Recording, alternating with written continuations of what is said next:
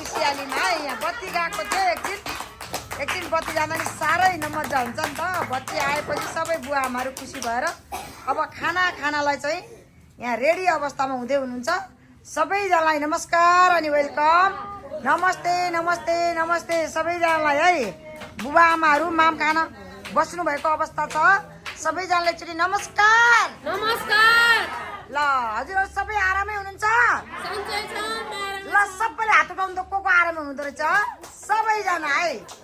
ल ल ल ल ल सबैजना ल सबै खुसी हुनुहुन्छ?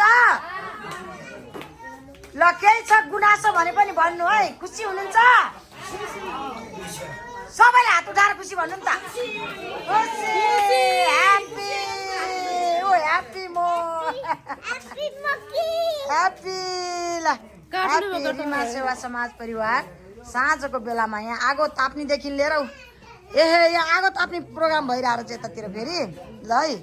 यहाँ चाहिँ जाडो छ, आगो नि ताप्नुपर्छ अनि त्यस पछाडि घामको बेलामा घाम नि ताप्नुपर्छ। हेलो हेलो गाई सबैजना यता टेबलतिर के छ हालखबर? सबै आराम हुनुहुन्छ? सबै आराम। हेर्नुहोस् गाई है बत्ती गएको एकछिन यहाँ ए के छ यता शेरबहादुर के छ त हालखबर? उहाँको चाहिँ नाम शेरबहादुर है, शेर दाई भन्छौँ हामीले। शेर दाई के छ हालखबर? सब ठिक छ? ठिक छ। एउटा गीत गाइदिनु न त, गाइदिनु न खै एउटा गीत। गीत आउँदैन? तेरिका ल हाम्रो शेर दाईलाई गीत आउँदैन भन्नुभयो। अब यतातिर के छ हाम्रो यता यो टेबलमा के छ हालखबर? ल है गाइज नमस्ते है नमस्ते। साँझको बेला हो यो। यहाँ टक्क लाएर सबैजनाले युट्युब मार्फत चाहिँ हाम्रो बुवा आमाहरूलाई हेर्न चाहनुहुन्छ। त्यसले गर्दा मैले साँझ बिहानको समयमा यसरी फोटो भिडियो खिचेर चाहिँ हजुरहरू समक्ष यता यहाँ फेरि यसरी बस्नु भएको छ। हेर्नु गाइज उहाँहरू चाहिँ आफ्नो ठाउँ छोड्नुहुन्न। उहाँहरू टक्क यसैमा खुसी हुनुहुन्छ। यहाँ टेबल खाली छ तर उहाँहरू त्यसरी त्यहीँ बसेर रमाइरहनु भएको छ। आफ्नो खुसी नै सबैभन्दा ठुलो खुसी हो। कालेबा के छ विचार? आज नयाँ झोला दियो भने त रिमा छोरीले राम्रो लाग्यो?